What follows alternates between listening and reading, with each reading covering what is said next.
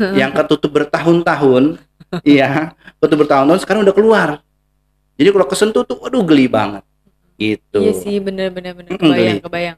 Tapi lama-lama jadi enak nanti Bun. Gak ngerti ya? Enggak, saya masih polos. Nah, boleh nggak sih mandi dok setelah sunat nih? Ada anak saya nih kalau misalnya mau sunat takutnya nggak bisa mandi soalnya anaknya tipenya bersih kan, ada anak yang kayak gitu tuh. Betul. Nah, ini kembali lagi ke tekniknya atau metodenya Bunda. Oh. Jadi ada beberapa yang metode tertentu atau teknik tertentu tuh bebas kena air. Oke, halo Sobat Tekno semuanya. Assalamualaikum warahmatullahi wabarakatuh. Jumpa lagi di channel Teknoclam Indonesia. Oke, ayah bunda semuanya, terima kasih banget yang udah nonton episode-episode sebelumnya. Nah, sekarang kita udah undang narasumber yang baru nih. Nah, aku mau kenalin nggak ya? Tapi ke aku juga sebenarnya ya, ayah bunda ya, pengen tahu lebih dalam tentang profil narasumber kita yang sekarang. Nah, kalau aku panggilnya Dokter Anwar. Halo dokter. Halo. Panggil aku Didin aja dokter. Terserah dokter mau panggilnya Mbak boleh, Tante boleh asal jangan Bapak. Soalnya namanya Didin. Sudah menikah? Anak 5. Oke. Karena saya berhubungan sama emak-emak, sama ibu-ibu, ya biasanya panggilnya Bunda aja ya. Bunda aja. Oke, Ya, Bunda Didin ya. Boleh deh dok. Jarang sih yang manggil deg-degan. Oke, dokter. Makasih banget yang pasti udah datang di channel kita nih. Kita bincang-bincang sunat lagi, bahas lagi terkait tentang dunia sunat yang ada di Indonesia. Nah, di episode sebelumnya kita udah banyak bahas terkait tentang sunat. Tapi ternyata masih banyak dok yang sering tanya-tanya gitu. Nah, mereka pasti yang pertanyaan gini dulu. Mbak Didin siapa sih sekarang yang diundang? Gitu ya. Profilnya gimana sih gitu ya. Nah, dokter boleh jelasin nggak dok? Udah berapa tahun sih dok berkecimpung di dalam dunia persunatan khitanan lah ya dok ya? Kalau kecimplungnya keceburnya sih sudah lama ya, maksudnya sudah bahkan dari sebelum jadi dokter mbak. Mbak lagi, Bun. Jadi mulai kira-kira ya udah mau mendekati semester akhir tuh sering kadang-kadang kakak kelas atau kakak senior tuh mengadakan suratan massal gitu. Dan disitulah saya dijeburin. Artinya diajarin sebentar langsung ditinggal. Jadi bener-bener pengalaman menurut saya yang horor sih sebenarnya ya. Karena itu kan barang milik orang ya. Itu investasi masa depan. Dari situlah. Anak orang dong kayaknya. Dari situ mulai dari anestesi akhir sampai bisa khitan. Nah, disitulah mungkin timbul bisa dibilang fashion ya. Kesenangan lah di situ. Nah, jadi pas kira-kira sudah lulus ya, saya nggak langsung sunat dulu tuh, kerja di 24 jam di rumah sakit, tapi cuma setahun. Setelah itu tahun 2009 udah sampai sekarang kecimplung terus. Jadi dari mulai 2009 udah full saya di klinik sunat aja sampai detik ini. Urusannya udah sama pergituan ya dok? Iya. Jadi kurang lebih ya 13 tahun ya 2009 ya. Kalau dari sebelum-sebelum mungkin lebih dari 14 tahun lah. Oke. Soalnya saya lihat dokter nih followers ayah bundanya cukup banyak. Nah, jadi untuk semua ayah bunda, sobat-sobat Tekno yang followersnya Dokter Anwar boleh ceki-ceki ke sini, nanya-nanya yang belum terjawab selama ini cuma kalau di Instagram ya kan dok, nanya-nanya gitu atau lihat di channel YouTube dokter. Saya lihat saya spill sedikit nih. Dokter punya channel YouTube yang lumayan banyak deh penontonnya terkait tentang yang hubungannya sama perkhitanan ya dok ya. Namanya apa dok tadi? Awang. Iya. Awang. Namanya sih channel saya sih saya bener udah 2 kali buat. Satunya ke band.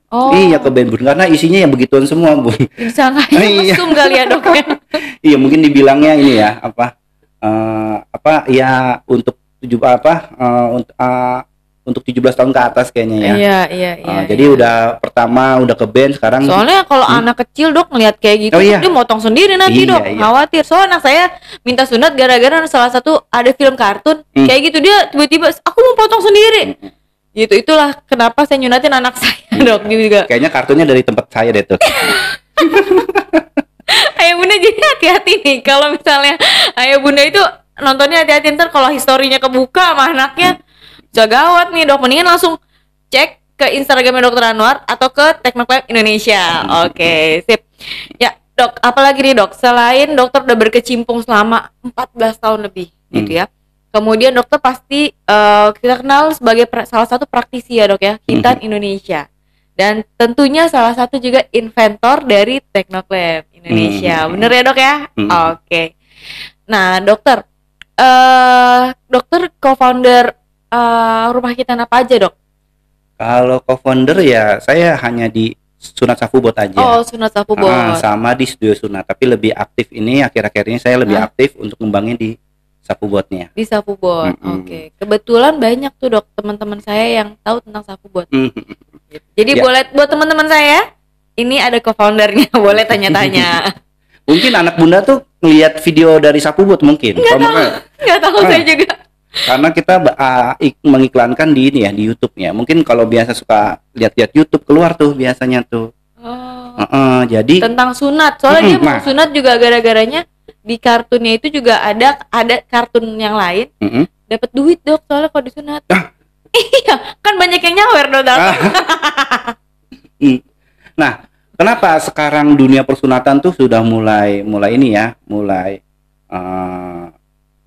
berkembang gitu ya, apalagi juga untuk marketing juga udah mulai berkembang. Nah, kalau saya kenapa buat di Safubot itu kita buat sementara ini kan biasanya anak-anak yang bukan audiensnya.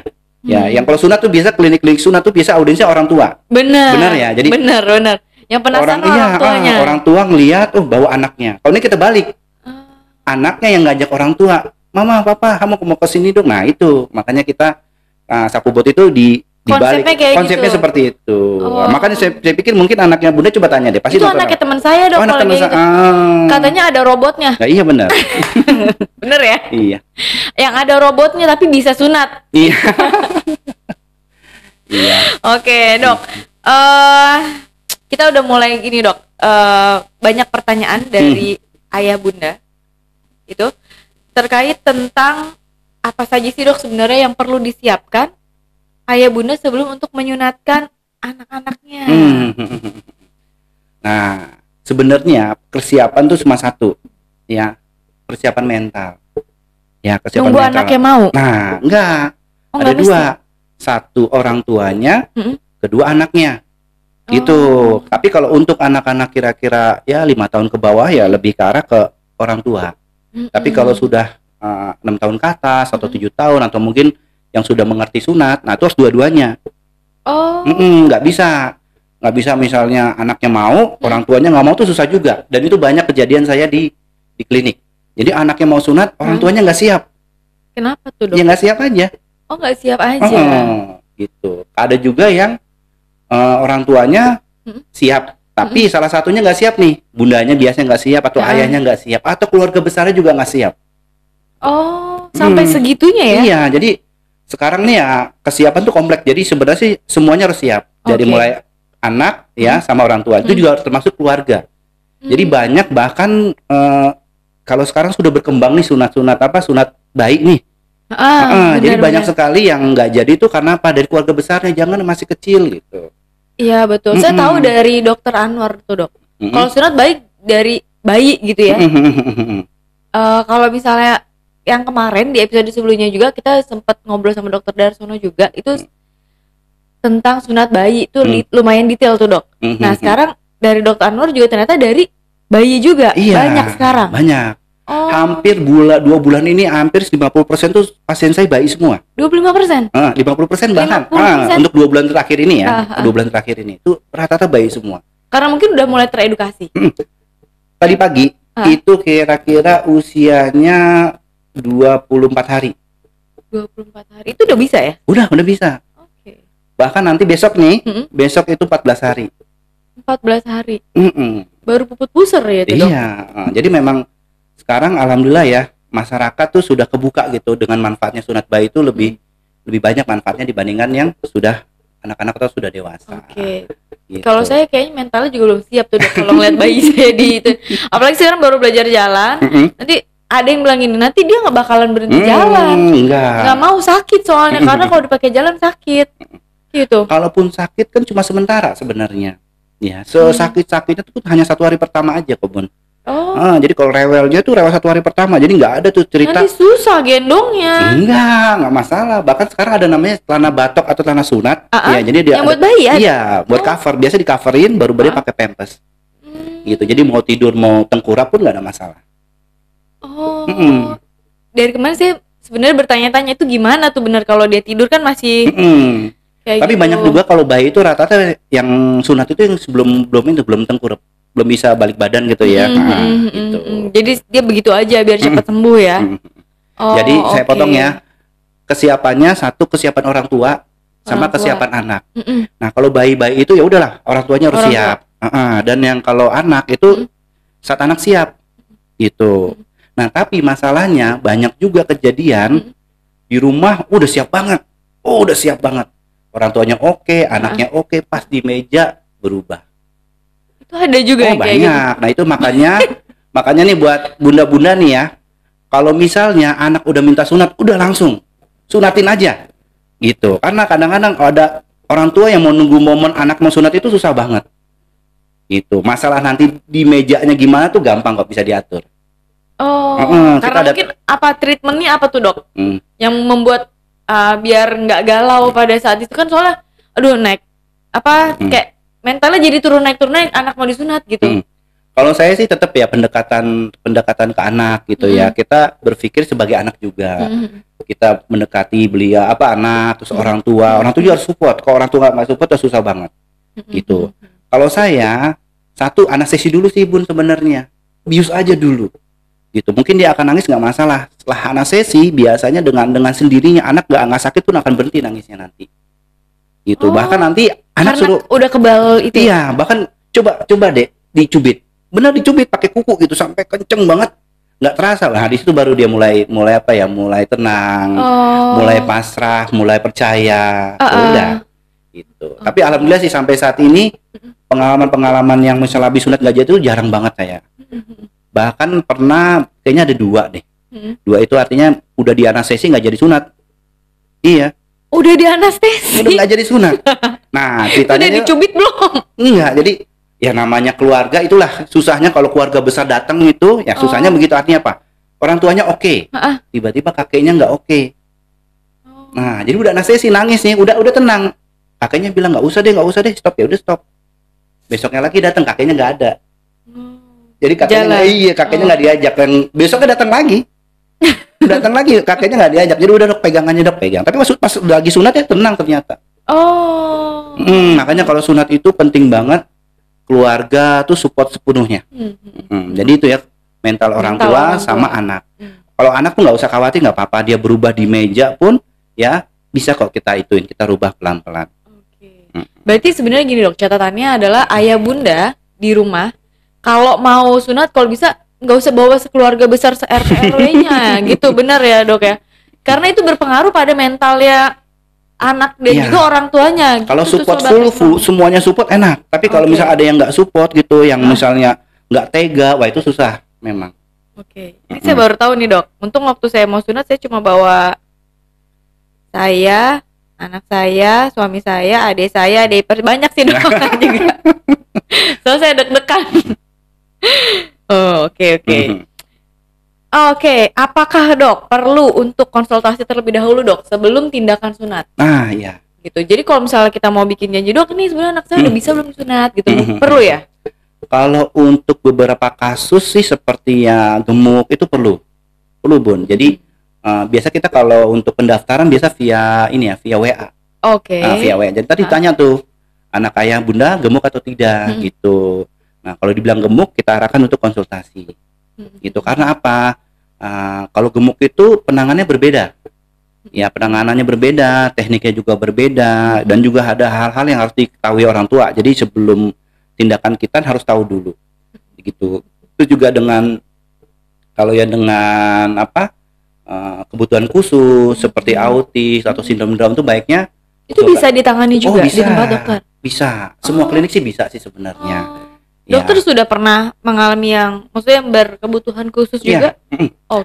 Jadi dari mulai hiperaktif, autis, sindrom Down, itu lumayan banyak sih ya mulai sekarang ya. Jadi mereka udah terbuka gitu ya. Jadi mereka juga punya hak untuk mendapatkan layanan kita yang baik gitu.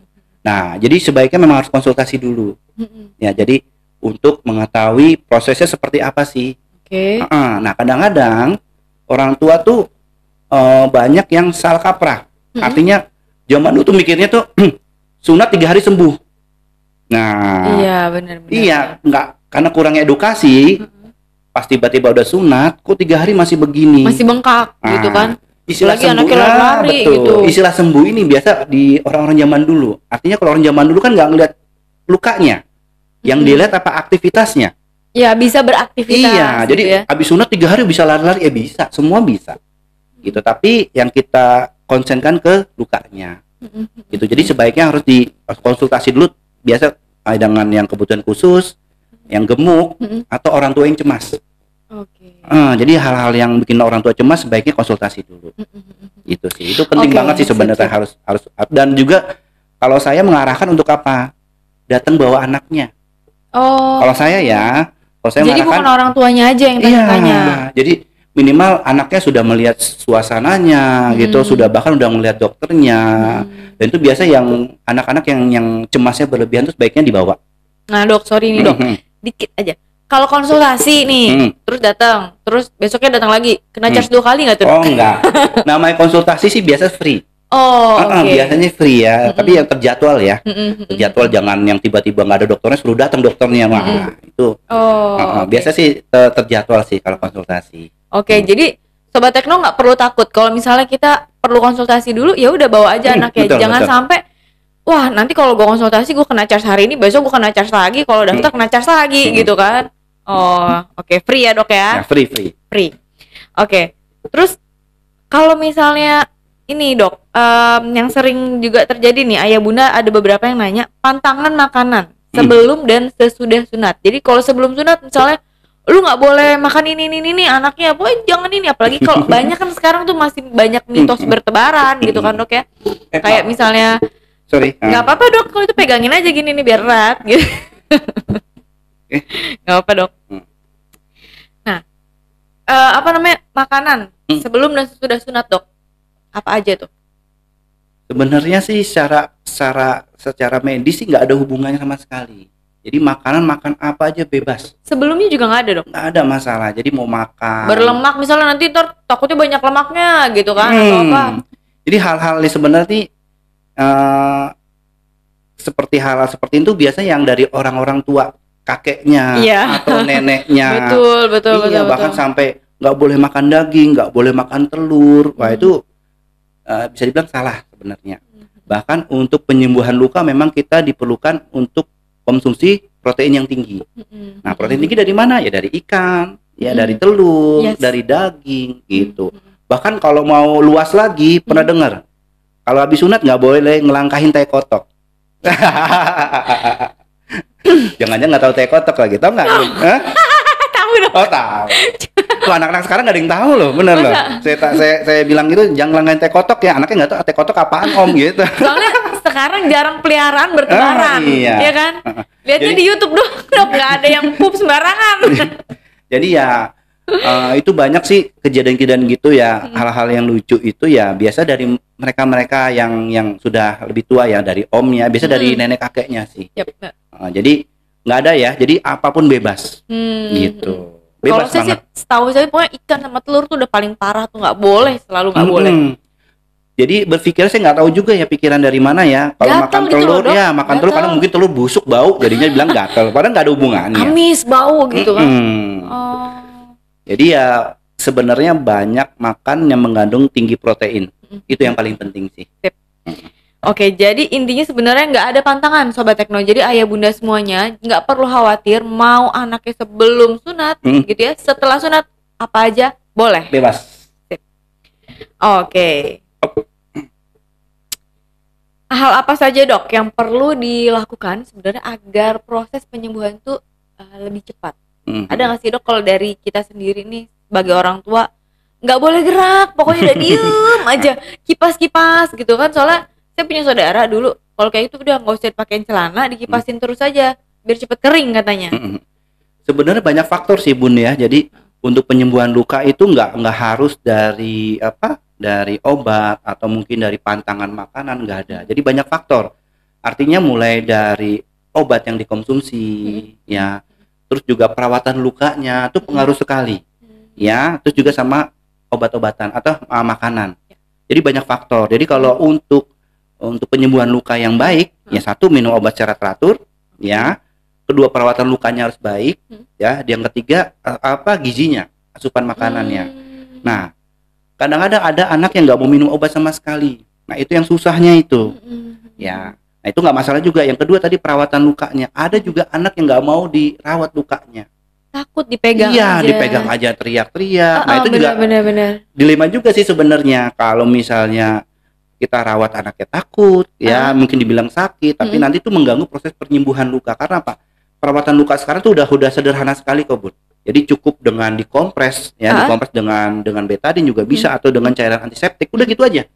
Tuh sama biasa disemprot-semprot juga dengan cairan antiseptik. Disemprot antiseptiknya ya? Iya, itu aja sederhana sih. Tapi ya kebanyakan anak tuh takutnya mungkin berlebihan ya. Kita sih maklumin ya, bayangin Bun, punya barang yang ketutup bertahun-tahun, iya, ketutup bertahun-tahun sekarang udah keluar. Jadi kalau kesentuh tuh, waduh geli banget. Gitu. Iya sih, bener kebayang. Tapi kalau lama-lama jadi enak nanti Bun. Gak ngerti ya? Enggak, saya masih polos. Jadi karena masih sensitif, jadi kalau kesentuh ke kompres itu memang rasanya ngilu ya. Tapi beberapa anak kan nggak bisa bedakan tuh Bun, antara ngilu sama sakit tuh semuanya dibilangnya pasti sakit. Gitu, itu aja sih ya. Kadang kan kalau misalnya ini Dok, alatnya nempel gitu ya. Kalau alatnya nempel itu kalau misalnya pas dicopot itu kan susah. Nah kalau yang zaman sekarang itu gimana tuh Dok?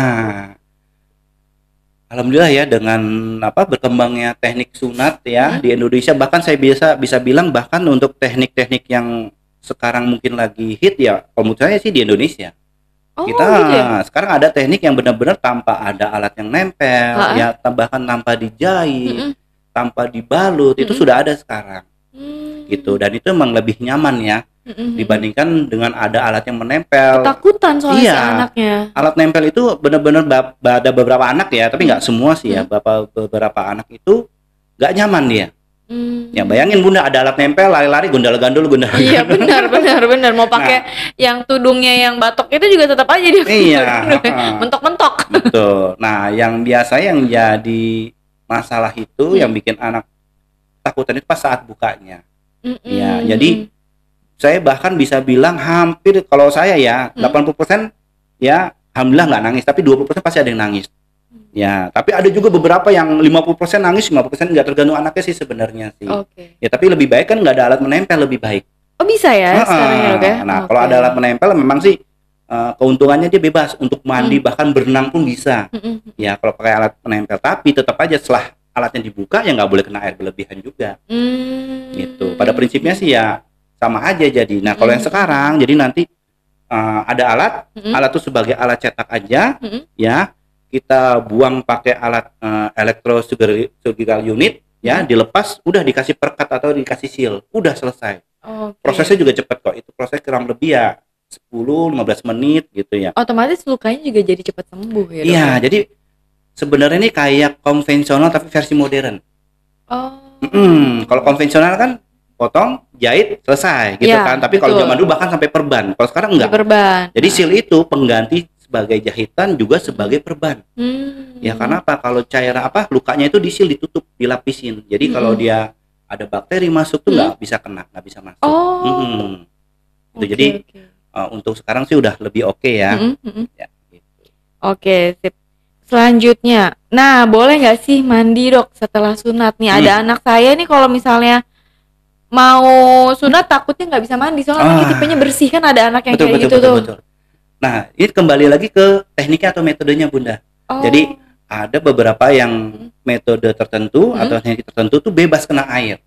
Ya kalau pakai seperti kayak pakai tabung itu tuh bebas, habis sunat dia mandi, dia berenang bebas. Ya tapi setelah dibuka ya jangan berenang dulu, tetap nggak boleh berenang. Gitu. Ada alat yang nempel terus-terusan sampai dikelepas sendiri. Ada. Itu juga bebas juga. Ya bisa sampai 7 hari, bahkan ada yang 14 hari, bahkan ada yang 2 mingguan lah, ya lebih. Jadi alat nempel tuh sampai dia kelepas sendiri sakit sekali, biasa pas sudah sedikit-sedikit mau kelepas tuh sakit. Nggak kebayang saya tuh kayak gitu, kulit kita nempel terkelupas saya tuh. Ada lagi, itu nggak enak banget emang. Ada lagi satu yang dijahit, yang konvensional. Nah, konvensional itu dijahit ya nggak boleh kena air. Bener-bener sampai kurang lebih bisa 6 hari sampai 7 hari.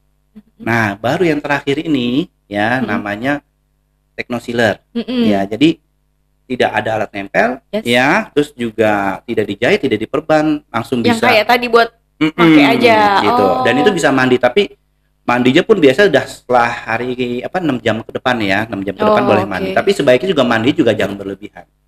Itu ada juga beberapa praktisi malah kalau bisa jangan mandi, tapi kalau kencing boleh dibilas. Gitu. Tapi karena kan gini, nggak semua anak kan mandinya sama. Ada anak mandinya berlebihan lama-lama dikhawatirin apa takutnya silnya bisa lepas. Perkatnya, pengganti jahitannya bisa lepas. Tapi pada prinsipnya bisa kena air. Gitu. Jadi kalau ditanya boleh mandi atau enggak tergantung dari tekniknya atau metodenya. Jadi nanti ayah bunda bisa tanyakan ke operatornya, ke dokternya, nanti bisa mandi nggak gitu. Jangan disamaratakan nih, nggak bisa. Nanti udah pakai yang metode yang thermocouter atau yang dijahit, nanti disuruh mandi ya rontok semua nanti takutnya benang-benangnya. Oh iya benar. Jadi pokoknya kalau misalnya ditanya boleh nggak sih mandi ya kan atau beraktivitas kayak itu tergantung metode yang digunakan. Betul. Oke. Sip. Nah, untuk sobat tekno di rumah, berarti metode itu penting banget yang digunakan pada saat berhitan. Kalau misalnya kita mau cepat penyembuhannya, mau anak kita cepat beraktivitas atau bisa mandi, berarti ayah bunda boleh tanya apa sih sebenarnya metodenya yang digunakan di klinik tersebut. Betul Oke. Sip dok, boleh. Aku minum dulu ya, kayaknya haus banget. Boleh dok. Boleh dok. Sambil saya mikir nih banyak banget nih dok pertanyaan-pertanyaan, saya milih dulu dok. Ya silakan. Nah, ayah bunda sambil nunggu dokter Anwar minum, saya mau ingetin lagi ayah bunda untuk kalau misalnya banyak pertanyaan yang belum kejawab nih, karena kan banyak yang keskip, boleh yuk komen di bawah ya, ataupun juga subscribe tentunya. Jadi jangan lupa dibunyiin loncengnya. Jadi kalau misalnya kita nanti ada episode tertentu ya, jangan lupa nanti pasti kita kedepannya bakal banyak banget ngebahas tentang dunia perhitanan, persunatan. Itu masa depan investasi anak kita soalnya ya bunda nih. Saya juga sebagai ibu anak 5 deg-degan, anak saya yang cowok 3 soalnya dok. Sebenarnya gitu. Gini bun, sebenarnya sih bukan masa depan ya. Banyak banget orang tua yang dok nih hati-hati doknya masa depan ya dok. Iya ya. gitu, saya juga mikirnya gitu. Kata ibu saya soalnya gitu, sama nenek saya sama mbah-mbah saya. Itu bukan masa depan. Iya, itu mah aset. Iya gitu. Investasi. Bunda mau, ya bunda mau. Aduh maaf ya. Bunda mau misalnya penisnya bagus, tapi duitnya nggak banyak. Nah, benar. Itu aset. Jadi kalau saya bilang masa depan di sini, ya, di betul, anaknya. Betul. Investasi, bahasa bagusnya aset. Aset mereka ya. Iya. Oke. Tapi kalau ngomongin tentang sunat, itu sebenarnya masuk kalau kita ngomongin terlalu jauh ya, itu bisa juga untuk masa depan. Iya. Ini kita bahasnya nanti dok. Masa depan maksudnya gini, anak ya dari dia mulai takut, ya bahkan dari mulai nggak berani, akhirnya dia bisa ngelewatin hal itu. Nah itu akan bisa nanti terekam ke alam bawah sadarnya dia saat dia dewasa. Bener. Ya, jadi kalau merasa ada suatu tantangan, dia bisa lewatin, ya, dia punya semangat bisa lewatin, ya jadi orang sukses. Oke, dok, udah ada pertanyaan lagi nih dok, satu dok, tunggu dok. Oke, udah ini buat sorry ya ayah bunda, aku nggak bisa banyak-banyak, yang terakhir aja tips memilih klinik dan metode yang terbaik, nih, dok. Ini aja deh dok, soalnya karena pertanyaan-pertanyaannya sebenarnya itu lagi, jadi kalian boleh nonton lagi nih ayah bunda ya, sobat tekno boleh dilihat lagi di episode kita ini atau komen di bawah. Nah, yang terakhir ini dok, tips memilih klinik dan metode yang terbaik dok. Sebenarnya semua klinik pada dasarnya sih sama ya, jadi mereka bisa menerima layanan sunat. Ya, tapi nggak semuanya itu ya nyaman atau ramah buat anak. Itu yang paling penting. Jadi cari klinik yang ramah buat anak. Ya. Jadi mulai dari tempatnya nyaman atau tidak gitu ya, tempatnya menyenangkan atau tidak. Itu penting banget. Bahkan kalau perlu bawa anaknya. Jadi misalnya Bunda punya rekomendasi atau punya pilihan tempat A, B atau C. Ya. Kalau bisa bawa Anaknya yang milih jadinya, Anak yang biar nyamannya milih. mana. Terus juga kalau bisa misalnya bunda ada Instagramnya gitu, atau mungkin ada iya. apa, bisa tunjukin ke anak. Kamu yang mana nih, di sini atau di sini. Nah itu penting banget. Itu juga buat apa ya? Buat kunci anak gitu. Misal anak udah milih ini, berarti dia mau sunat dia, gitu. Nah, iya. Secara baru, psikologis kalau dia nunjuk A gitu ya, berarti dia udah ada kemauan. Udah mau. Terus juga setelah itu lihat juga kliniknya udah ada izinnya belum. Tapi rata pasti udah ada izinnya kok. Dan juga kalau bisa ya, kalau untuk jauh lagi kita lihat dokternya atau operatornya, gitu. Karena sunat ini memang kompetensinya dokter umum. Ya dokter, tapi apakah dokter biasa sunat? Ya belum tentu. Iya benar juga sih, jadi dok, ada dokter yang mungkin dia pengalaman sunatnya udah tinggi, jadi bagi beliau tuh udah hal biasa. Tapi kalau dokter-dokter masih baru-baru ya, nah ayah bunda juga nggak mau kan dikitankan sama dokter yang kira-kira nggak kompetensi atau apa. Jadi sebaiknya cari dokter juga yang berkompetensi. Istilah dia udah jam terbangnya sudah tinggi, sudah pengalaman sudah ada. Tapi rata-rata ya bun, rata-rata mereka yang udah buat klinik khusus sunat biasa dokternya sudah pengalaman semua kok. Iya gitu. Benar juga sih dok ya, pasti dia udah berkecimpung di dalam dunia itu ya. Karena kalau klinik sunat ya kerjanya sunat-sunat aja. Dan yang terakhir pasti pemilihan metodenya juga nih dok. Nah yang terakhir baru pemilihan metodenya. Jadi sebenarnya kembali lagi metode apa sih yang terbaik? Sebenarnya metode tergantung dari yang dikuasai oleh operator. Tapi ayah bunda juga harus tahu ada beberapa metode yang mungkin yang sedikit lebih unggul. Ya yang saya bilang yang tentang tidak ada alat yang menempel, tidak perlu dijahit, tidak perlu diperban gitu ya. Tapi juga semua tergantung dari situasi. Ada beberapa kasus gitu, saya mau pakai yang ini nggak bisa. Gitu. Saya mau pakai yang ini nggak bisa karena apa? Mungkin anatominya berbeda. Jadi tergantung dari keadaan anaknya juga sendiri. Gitu. Benar-benar. Sip. Thank you banget Dokter Anwar atas bincang-bincang kita yang singkat ini, karena dari tadi nih operator saya nih di sini udah closing nih dok. Lah baik. Untuk sobat Tekno semuanya, jika ada pertanyaan yang belum terjawab ya, kita tunggu di Teknoklaim Indonesia untuk ayah bunda, yuk tanya-tanya di bawah, nanti langsung akan dijawab langsung oleh Teknoklaim Indonesia ataupun dari Dokter Anwar sendiri. Sip. Dok, kalau gitu sekarang kita closing dulu dok. Tunggu dulu, aku satu pertanyaan. Apa? Punya anak yang belum disunat gak bun? Iya punya sih. Iya. Makanya saya masih menyiapkan mental saya aja dok. Soalnya dia masih juga agak takut, yang satu masih kecil. Bawa ke tempat saya. Iya, di Depok ada. Tapi kalau keren di Romangun. Keren Romangun. Dekat sama mertua saya sih dong, bisa. Dia gratis pokoknya deh, keren. Cuan gratis. Dok. Thank you banget dokter atas bincang-bincangnya.